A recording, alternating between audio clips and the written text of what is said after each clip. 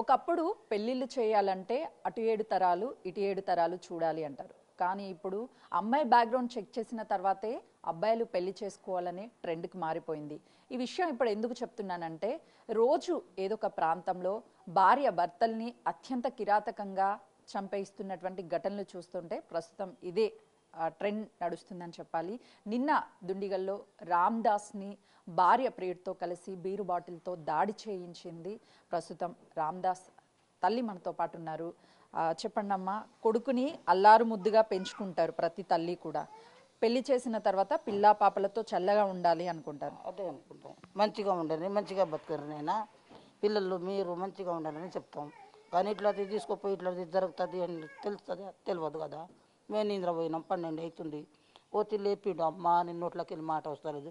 చూశాను జస్ట్ అలాగ నాకు పోయింది. ఇంకా బేలు కొట్టిన లోపల కొడుకు కోడలు అనుకుంటే వచ్చిండ్రు సడన్న నెత్రకు చూసి టాలోకు పయ్యల్లా ఏమైందంటే నాకు వేరే జవాళ్ళ తీసుకుపోయిండ్రు, అట్లా కొట్టిండ్రు, నేను చచ్చిపోయినాని పూదలేసి వస్తే లేచి వచ్చిన అంటే అప్పుడప్పుడే మమత హాస్పిటల్కి తీసుకెళ్ళి చూపించుకొని తీసుకొచ్చాము. ఇంకా కంప్లీట్ ఇచ్చినాం. ఒకప్పుడు ఆడపిల్లల్ని కనాలంటే భర్త చంపేస్తాడు అని భయపడతారని, ఇప్పుడు మగపిల్లల్ని కనాలంటే భయంగా ఇప్పుడు భయం ఉంది. ఆడపిల్లలది నడుస్తుంది, మగలది పడిపోయినట్లు ఉంది. అప్పుడు ఎంతో కొలాడుతుండ్రి ఆడపిల్లలని, అట్లా లేకుండా అయిపోతుంది మేడం. మార్చిండ్రు, ఇంకా ఇట్లా జరుగుతుంది ఇట్లా చేస్తారని తెలియదు. 4 కొడుకులు నడిపాయన, సొంతం తమ్ముని కూతురే, ఏరేది కూడా కాదు. ఏరే సంబంధం తెచ్చిన వాళ్ళు మంచిగా ఉండి మంచిగా తింటున్నారు. ఈమెని అట్లా చేస్తుంది. తెచ్చిన కానుంటే ఒకటే గొడవ మాకు. మా ఇంట్లో ఎప్పుడూ సంతోషం లేదు, మా ఇంట్లో ఎప్పుడు కలిసి మలిచి ఉండలేదు. ఎప్పుడు పండుగ ఏమన్నా చేసినా కూడా రాదు మా ఇంట్లో. ఒక్కసారి కాదు, ఎప్పటికీ పోలీస్ స్టేషన్, కోర్టుకి, జైలుకి పంపిస్తూనే ఉంది. ఊకే గొడవ అమ్మ, ఊకే గొడవ. ఇప్పుడు మీ కోడలు ఎక్కడుంది? పోలీసులు తీసుకెళ్ళిండ్రో రూమ్లో ఉందో తెలియదు, మేము పోతలేము కదా. నా కొడుకే పోతుండే, నేను చూస్తుంటే అడవిలా అంత నా ఫోన్ లేదు. ఎక్కడో మున్సిపాలిటీ వాళ్ళు తీసుకుపోయి వేస్తుండ్రు. ఇలా వస్తాడు, రేపు వస్తాడు, ఎక్కడ వెళ్ళిండేమని చూస్తుంటే మీ దారి. మీ జనరేషన్లో అప్పుడు పెళ్లిళ్ళు జరిగినప్పుడు భార్యాభర్తలు కష్టమైన సుఖమైన కలిసి ఉంటుండే. ఇప్పుడు ఎందుకు భార్యలు భర్తల్ని చంపుతున్నారు?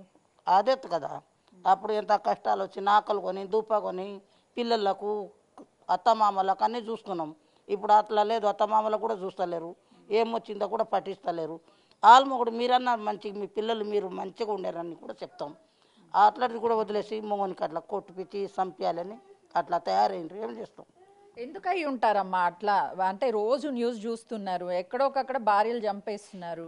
ఇంకా ఫోన్లో చూడుకోం, ఈ టీవీలో చూసుకోం, అట్లా నడుస్తుంది మేడం. ఇవాళ ఒక్కరు చేసినట్టే ఇంకోటి చూస్తుంది, ఆమెకు చూసి మళ్ళీ ఇంకో ఆమె చూస్తుంది, అట్లే నడుస్తుంది. ఇప్పుడు ఇదే దారుణం చేసి ఇట్లే జరుపుకుంటూనే వస్తుంది. మా కాలం అప్పుడు ఇట్లా లేదు మేడం. ఆడ వస్తుంటే ఇట్లా వనగాలి, అప్పుడు అట్లా గద గద గద గద వనగాలి. ఇప్పుడు భార్యల్ని చూసి భర్తలు వణుకుతున్నారా? వణుకుతున్నారు. ఇప్పుడు ఆడ వస్తుందంటే ఇట్లా వణుకి మంచిగా కూర్చుంటున్నారు. తాగింది కూడా దిగిపోతుంది వాళ్ళకు. ఇప్పుడు మేము అక్కడ తాగి ఉంటే మా ఆయనకు మేము వెతుకొచ్చి మొత్తం కడిగించి తినిపించాలి, పాలు పెరుగు ఇట్లా తినిపించి ఉంచుతాం. వాళ్ళు లేదు సాగిని కొడుకు అట్లా పారేయండి అంటారు.